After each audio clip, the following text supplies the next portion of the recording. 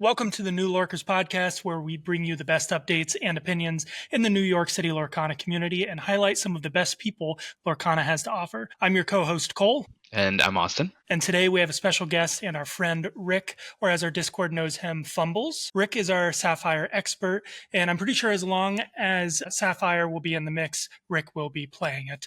Welcome to the podcast. Could you tell us a little bit about where that name Fumbles comes from? Sure. Yeah. I also like blue cards. So my gamer tag comes from Xbox Live. I've had it now for probably close to a decade and a half now. So originally it was Rick James. My middle name is James. And there's a rapper, Rick James, and stuff like that. So I am not that person. So I changed it Wait, you're not? I changed it to X Fonzie because my friends all thought all New Yorkers were like Fonzie. I would walk around with leather jackets and just say, "Hey, I'm walking here." I didn't wear my leather. I only wore my jean today. Sorry. And then Fumbles came from a Robot Chicken episode where this guy is a elite sniper, tries to join the G.I. Joes and slips and falls and just becomes a laughingstock between the group. And so that's where the Fumbles comes from because I like to think I'm good at games or things, but I'm very klutzy all the time or very unfortunate. So yeah, it works out. I dig it. Before we get to kind of the deck breakdowns that you have, which you actually brought two for us today, I haven't seen you fumble a whole lot of set championships and a lot of competitive I'd be Lorcana. fortunate for what it's worth. So what has the competitive life been for you before Lorcana and your introduction to the game? So a lot of people have been playing card games for a very long time. Me, it was never appealing to me to play a physical card game. My first actual TCG is probably Magic. I opened up a ton of Pokemon cards. I've never played it once. I opened Yu-Gi-Oh because kids in high school or not high school, what is that? Middle school were opening up Yu-Gi-Oh cards. But Magic is probably the only card game I've physically ever played beforehand. And that was a handful of games. And then mostly Hearthstone. I played a lot of online games, mostly Hearthstone, a little bit of Arena, but I only played Hearthstone because I played WoW for 20 years. So it was only appealing because of that, and it was something to do when I didn't have another game to play. So I was very fortunate to do well in that game. I think it's a lot easier than some other card games and a lot more wacky. There's weird mechanics like discard your whole deck. So it's not exactly the same as physical card games, but I've really, really enjoyed it. I like being competitive. So if it's a competitive environment and I don't suck at it, I probably really like it. Totally. I feel like Yu-Gi-Oh is the biggest physical card game a lot of Lorcana players have come from in New York. Hearthstone is definitely the largest online card game that I've ever heard people coming from by miles. Yeah, I've heard it referenced all the time and I never played it. So I'm just now starting to learn the game. So people have been referencing cards for the past 3 months that I have no clue what they are. Yeah, so in Lorcana, the biggest references always come from Magic. I think Magic has kind of defined almost every card game in a way. So when we say wheel, we're talking a whole new world and things like that. It definitely is weird, all the terms. Even the word filter or cycle, that's been a card game term for 20 years. I can't call myself a new card game player, but this is kind of my first physical TCG and still learning all those terms. And so, yeah, it's fascinating to me. Totally. I found myself all the time when I started using the term mana instead of ink. And I'm sure Ravensburger was just going insane thinking about all the people that weren't using the right terms. I know it's not mulligan, it's alter. Right. Yeah, that's but it's still mulligan, let's be honest. I still say that all the time. Yeah, of course, because it's what it is, right? I mean, mulligan doesn't even come from card games. It actually comes from golf, As a relatively new card game player, what would be some advice to some people who are now finally going, all right, I think it's my time to try out Lorcana? What are some things, both strategy-wise and also just getting your hands on the cardboard? Interesting. I'll say the best piece of advice is don't overcomplicate what you're doing well with. I started off playing red-blue pretty early on, and I didn't take it to my first major competitive event. Don't second guess yourself. If you're comfortable doing something, you're probably more comfortable than the person across the table from you. You probably have more reps on that deck, and you could probably take advantage of that. The other thing is pay attention to what people are doing. I mean, we just had a major tournament. You could pretty much pick out what you'll probably see at the next event because people are going to net deck. Oswald was just a big thing, so you're going to see some people playing Oswald, and truthfully, it's pretty easy to exploit. You just got to read kind of what the meta is, even though there's not major tournaments happening. Just to piggyback off that idea a little, something that's helped me getting into Lorcana is the idea of small changes. Rather than jumping straight into another deck if something's not succeeding, make small iterations. Like Rick said, pay attention to what's happening in the meta, and then make small adjustments rather than shifting your whole game plan just because you're seeing some other deck be popular. I actually have a great tidbit for that. When I start testing a new deck, or new cards, I guess I should say, you always start off with like a 4X. Let's use Cobra as an example, because I think it's the easiest slot into a purple steel deck. Now, that card sounds fantastic on paper. In testing, it's actually been okay. It's good, but it's not like the most broken card. You don't know how much is too much unless you're playing 4, and then you could always cut down to 3 or 2, and that's with any card. You should always start with like the max of it and then work your way backwards. When you draw it, pretend it could be any card in your deck. Is that the card you want to see? And if it's not, then maybe you don't need 4 of it. I love that. That is really good deck building advice. That's something that I definitely need to work on. I'm a net decker all the way through. I'm pretty bad as well. So I have a friend of mine who helped actually build one of the blue steel lists that I brought. He likes to use the term TCG superpower. And everybody has their own little thing that they're better at. Some people are really great deck builders. Some people are really good at like defining a meta. I'm very good at seeing a deck and making it more comfortable to what I find is an easier path to success. When you're playing a lucky dime and you're playing a bunch of one questers, is that really beneficial? I like to add 1 or 2 cards, or maybe suggest 1 or 2 cards, and then somebody's like, oh yeah, no, that fits in perfectly. And I think that's where I succeed, is like seeing random cards like the big 9-cost spell, for example. I actually don't think it's amazing, but hey, it's 3 lore and you could play it pretty early. So, I don't know, 7/7 on turn 4 is pretty crazy. So that's just one example. I like that, the little superpowers. I feel like, Rick, you're the deck smoother. You're a smooth operator. We'll say something like that, sure. So real quick before we jump into anything else, because I just want to get a sense of like what your relationship to competitive is. I know you've been on other podcasts before, and you may or may not be associated with some teams. Teams in card games are very interesting to me. I'm a very team-focused person. I'm a very competitive person, so I know you asked that first. I will compete in anything. I'm the kind of guy, you bring Uno to the family party, and I will fight grandma over the reverse card. You know what I'm saying? Like, I'll make her draw 4 before I draw 2, you know? So yeah, I like to win. Ricky Bobby said, if you're not first, you're last. I truly follow that mantra. World of Warcraft isn't competitive necessarily. You can compete. There's like numbers, there's stats and things like that. You don't walk away with a prize. And I really was fascinated with that idea. So I've been to 3 DLCs, and I went to the LCQ, all with the hope that I could do well. Sadly, did not do well in any of them. But all learning experiences, all getting comfortable with traveling for a tournament. Something I never really did. I like to be at home. So online client, please. I would love to be at home one of these days. Yeah, you're traveling too much, dude. We got to talk about that. You've brought 2 decks today. Which one would you like to go over first? We could do the red-blue one first. Okay, perfect. So I've been playing red-blue now pretty much every set since set 3. The last set really took a while to figure out the shark mechanic. Shark has everything you could ever want in a card. It costs 6, which is crazy to begin with. When you look at like a 6-cost card like Medusa, for example, just the amount of text and stats more than that card, and it's inkable, is just like absolutely bonkers. So when we say Shark deck, red-blue kind of has 2 different paths right now. With Shark are considered like the DKP list actions. So you're thinking Visions of the Future, How Far I'll Go, Brawl, Pirate's Life. When you say items deck, which is the other deck that Red Blue is more known for now, you're looking at like Maurice's Workshop, you're looking at Fishbone Quills, things like that. This is kind of a mesh of the 2, and that's all possible because of the new card, Sapphire Coil. So we could break it down here. There's 8 2-cost ramps. I think any blue deck is going to teeter between 4 and 8 now. I've seen actually some decks are cutting it, either because you have Fishbone Quill or because you're lower to the ground. You don't really need to play Sail. Sisus in general are now insane in every deck because of Coil.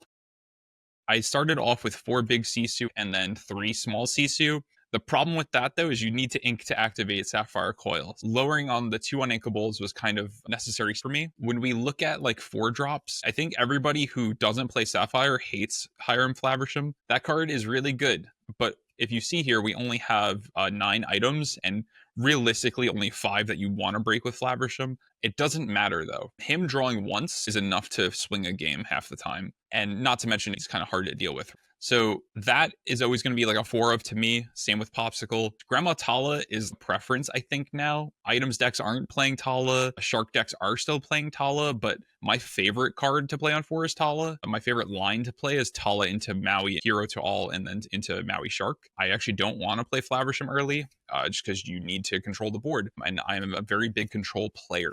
I'm curious. I know a lot of the issues people are having with Coil is when to play it. I know like other people have, brought that up in the past. Have you tried the unconventional tool line, or did you not like that, or did you just not a place to fit? Because we have a second here. I'm actually going to pull up the list that got second at the 10K. So this is from Jonathan Williams. He took advantage of some new cards. I actually have unconventional tool currently sleeved up with this bad girl right here. The Bell. I actually had a lot of fun with it. I only have shifted on her once, but I'm only playing 2 of the 9-cost bells, 4 of the other bells, and then obviously 4 of the new Tamatoas. I don't like the Items Build for a few reasons. I don't like Workshop. I feel like Workshop clogs your hands up more than it helps you. When it does its thing, it's insane. When you draw in your opening hand, you want to cry. So I don't like cards that do that. Even Sisus don't feel bad in your opening hand, but paying 3 on 3 for a Workshop is possibly the most miserable thing you could do. Staring down 2 daisies and a piglet or something, I don't want to be in that position. So my favorite time to play Coil is on like 5 ink. So 4 ink, you play Coil, you ink, and you could play small Sisu, Brawl, whatever. Coil to me is definitely overrated. When we first saw Sapphire Coil, we thought, this is an insane card. And honestly, I was always pretty soft on it. Sapphire Coil feels so strange to me. It's like obviously a good card, right? But it just doesn't do what you want it to do half the time. This deck, by the way, very fun. I just started playing it. So the thing is, I would change immediately. I don't like playing one-ofs of important cards. Hideaway to me is an important card where I would like 2. Workshop to me is a good 2 of, not 3+ of. Unconventional Tool has actually been okay and fun because it's better to break it with your Bell in red than break a Popsicle, for example, is an insane card. I've been very high on Scrooge since he got revealed. But the reason why we're playing a 2 of here is because you're most likely not having 4 items early. Paying 4 for him is okay. I'd rather play him for free. We had that conversation a few weeks ago, actually, thinking about building your deck, not only in terms of how often you want to see something, but how early you want to see something. And that's definitely important when building your ratios. Yeah. So unfortunately, I don't know. I've had very unfortunate luck when it comes to Bell on 1, but this is definitely not a deck you probably want to play Bell on 1. This is probably a good like Bell on 2 or 3 after you maybe set up a Coil or set up something else. But like you could break Tool and play Coil for free or Workshop for 1. So you never really want to pay 3 for Workshop unless it's like much later in the game. And obviously 6-cost Toa is kind of insane. You can get a lot of value with that card, and people almost treat it as a must kill. And so if you spend your turn trying to kill this Tamatoa, you're probably already behind because they got 2 items back. So it's kind of a pain to deal with. Shift Bell is awesome. I love that card. I did have a person kill it though the turn I played it, which was quite unfortunate. But yeah, I like this deck. It's fun. I think Jonathan Williams was onto something with this deck. Maybe a few different iterations now can be changed because it's going to be running into more aggressive decks. And if it could stand the test of aggressive decks, then it's good. What were they able to kill the Bell with on the same turn? Princess Anna, the legendary green Anna, 3 costs, pay 2, and you could banish a damaged character. Nice, gotcha. But 7/7, pretty beefy.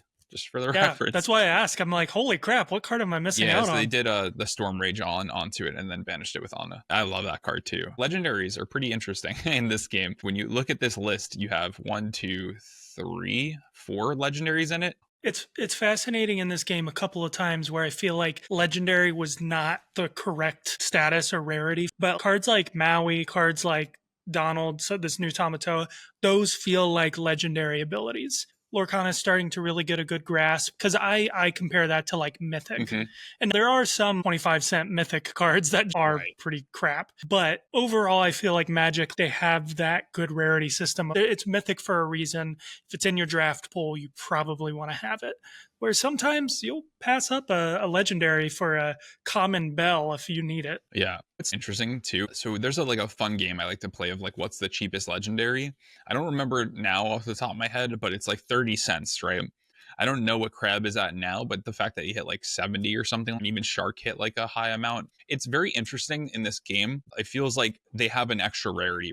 We've seen a bunch of people open boxes now and like one Tamatoa in a case versus like, 12 Tremaines or something ridiculous. That was me. I got 4 Scrooge McDucks and 1 Tamatoa, which I'm happy about the ducks, but yeah, no, you did well in the ducks. It's pretty ducking good, dude. But yeah, so interesting enough with this list, you see that T-Post cut, and it's just to fit in more items, really.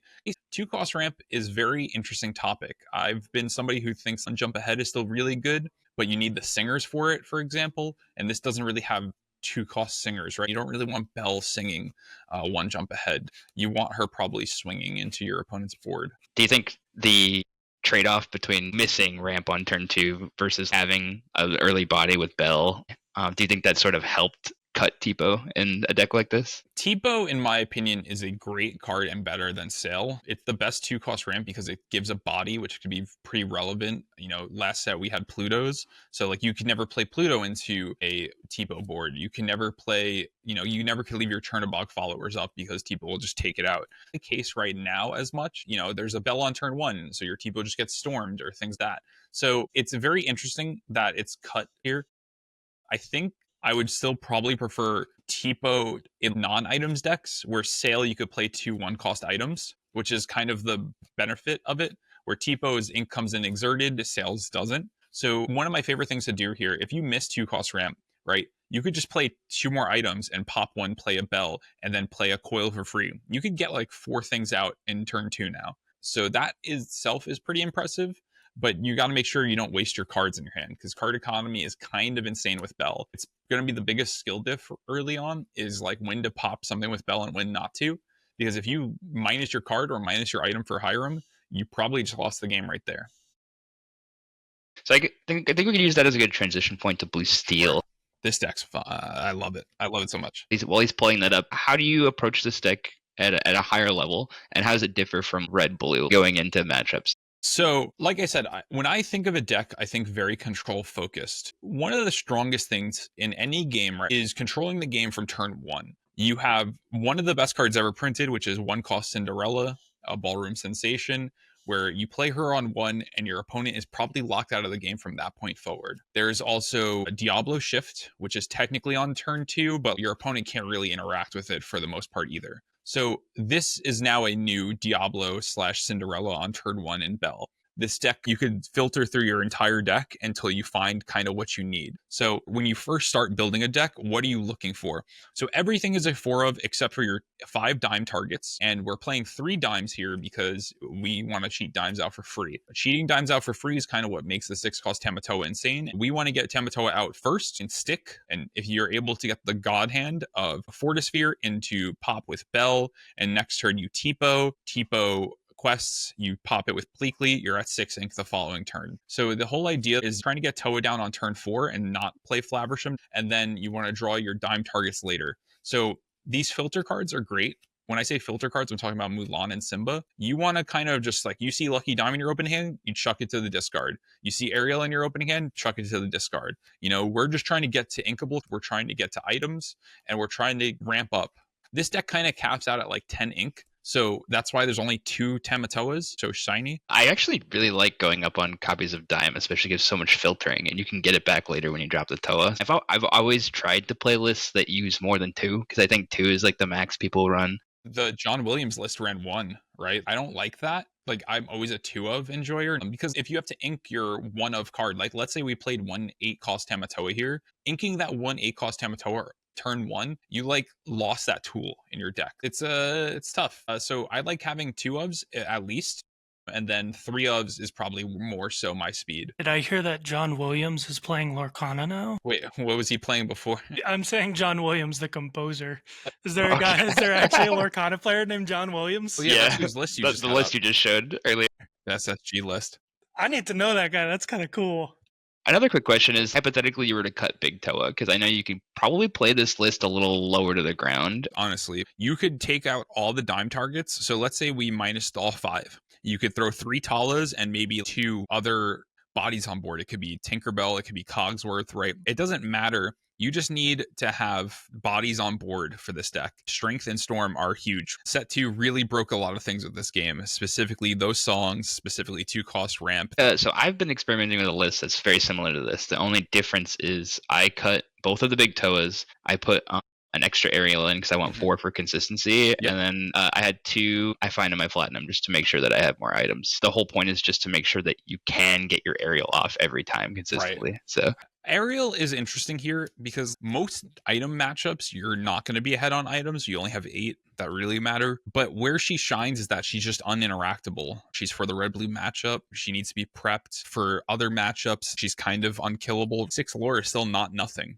from just her alone with Dime. And Ariel absolutely checks purple decks right now. How does purple decks out item or outpace that lore gain? They really don't. And then you just drop 10 lore on board and you're just like, okay, do something. I like Ariel. I had Ariel as a 2 of for a long time. So if she's a 2 of and then Toe is a 2 of, you have one open spot. Might as well just stick with the aerials or go up on Toas because at least he's inkable. That's the one crime right now with this deck is that there's 10 uninkables. I would like to go down below 10. If you think about it as in terms of your filtering, and I wouldn't even count Let the Storm Rage on as a real uninkable because you have so many singing targets and you're often, just playing that and cycling itself. I think this is a good amount. What is your favorite blue deck? Regardless of power level, what would you play? Blue-green was very interesting. Blue-green got probably the most amount of cards this set compared to other decks. And I haven't played it much this set because of how underwhelming some of the cards actually turned out to be. Early on, Baymax sounded great. You could put it on your Tipo. You have a bigger singer. But it's just an extra on a deck that probably already ran a ton of uninkables. It breaks up your hand if you don't have a shift target. Paying 6 for that card feels miserable. Ink Geyser, I don't think is better than Bend My Will now. I was disappointed with a lot of the blue-green cards, but blue-green is your essential combo deck right now. And I think in terms of combo and control decks, that's my favorite style. It's such a puzzle, blue-green, and I really like that. I don't think it's it right now, especially at least the versions that are successful, which are the items versions. I'd rather play something with consistency, and so you have that in some of the other blue decks. Blue-purple is probably one of my favorite decks I've played. It's very good, actually, this set, too, but you don't really need new cards. That's just another testament to small iterations, right? You don't really need a lot of new cards to make something good. One of the last topics that I wanted to touch on, because everyone's going to be asking this question in the next few days, is what do you think has an actual chance at succeeding at beating blue steel at least semi-consistently? Or what do you see are the pain points that players can take advantage of when going into that matchup? There's a few things blue steel struggles with right now. One of the biggest ones is a very wide board. So right now a lot of blue steel matchups are very play draw dependent. It's kind of like your steel x steel matchup, and so you just lose because they have better cards on board. You could counter their bell, and it's quite a mental game. But besides blue steel beating blue steel, I think blue red is going to have some time to cook and then probably be the one that comes back and beats blue steel. Blue steel loses pretty heavily to some weird decks, especially the red greens and even blue greens, because you're able to take advantage of them losing a few cards from their hand and really playing towards one dime or something like that. You're able to punish their low rolls really heavily. You could take advantage of that very slow start and you're just going to absolutely decimate them. Green steel is able to take advantage of a lot of these decks because you're just emptying your hand half the time. You play a bell, you double inked because of sale, and you're left with 3 cards in hand. So 2 sudden chills and you're down to 1, and you're just kind of wishing you didn't do that. Right now, what we're going to see is what blue steel could counter each other with, and then the other decks will feast on that. We're going to start throwing Cogsworth in. We're going to start throwing Zeus's in. Blue steel on blue steel action is going to happen. And when those pieces finally land into place, we'll be able to pick up our pieces with is prep good again? If they're playing Cogsworth, Sisu absolutely eats up boards. We'll see what we land on. Last set, we kind of saw how strong play draw was. A lot of decks were able to do their thing. If your deck is able to do the thing it's destined to do on the play every time, then yeah, you're probably winning that game because you probably wouldn't be playing it otherwise. Right now, this deck can do its thing on play and draw, and unless it runs into a blue steel deck, because then they're probably outpacing you. It's kind of the issue right now at hand. Cogsworth obviously makes your steel matchups really, really good, but makes you weaker to red. So I think that is a good point. As the more you try to counter for the mirror, the less you're going to be good against other red decks. Yeah, and in a lot of these blue steel decks that, as you mentioned before, you're digging deep into this deck. You're almost getting through the whole thing, maybe 20 cards left when you win. Do we start fearing a whole new world? Whole new world. So I played a few games. It was still play draw against a wheel deck, specifically Skylar Dunce's blue steel deck wheel. He's playing like Arthur, the 7-cost undinkable, to challenge like Ariels, to challenge Cogsworths, things like that. He's very teched for the blue steel mirror. And even then, I was just able to play like 6 characters on board and see all my items. And so just because he was able to wheel me, it's still pretty slow because he just refilled me. And I already had like a full board.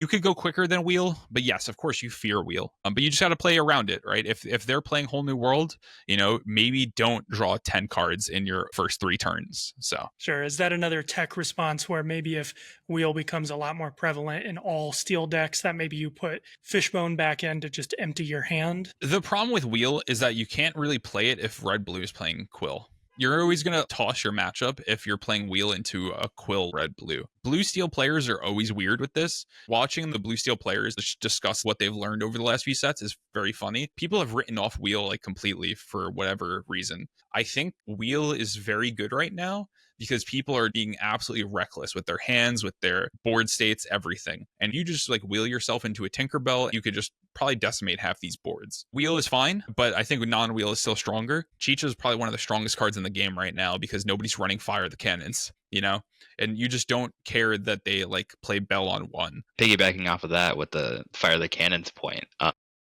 I think that's the exact reason why green steel is good, because no one's respecting Diablo. Nobody's respecting Diablo. Exactly. And in addition to that, like you said, all these decks are very heavy on like getting rid of their hand or dumping things out of their hand, especially like playing Bell for free. Mm-hmm. If they play Bell for free and get rid of that item against green steel and they don't have another item, that's pretty game losing there. Yeah, that's going to be like what separates people. People are like, oh, item and Bell, like let me play it. But realistically, if you have a song in hand, they just Ursula to you, you're now down 3 cards. So you got to be really careful. Card economy is huge right now. And Bell's just not for that matchup probably. But if they don't open Diablo, oh my God, will you just thrash that deck? They have their own gamble. Their own gamble is that Diablo survives sacrificing cards, right? Rick, we've really enjoyed having you. And I really enjoyed you actually coming over this past weekend. Dude, that was a blast, by the way. Yeah, Dude, I'm Cole's glad. Choice is the place to be. I gotta start coining that. I gotta get a little banner for when you guys come over for that. But like in the same characters as gamers. Never mind. Hey, you know what? This is a podcast all about the stuff going on in New York.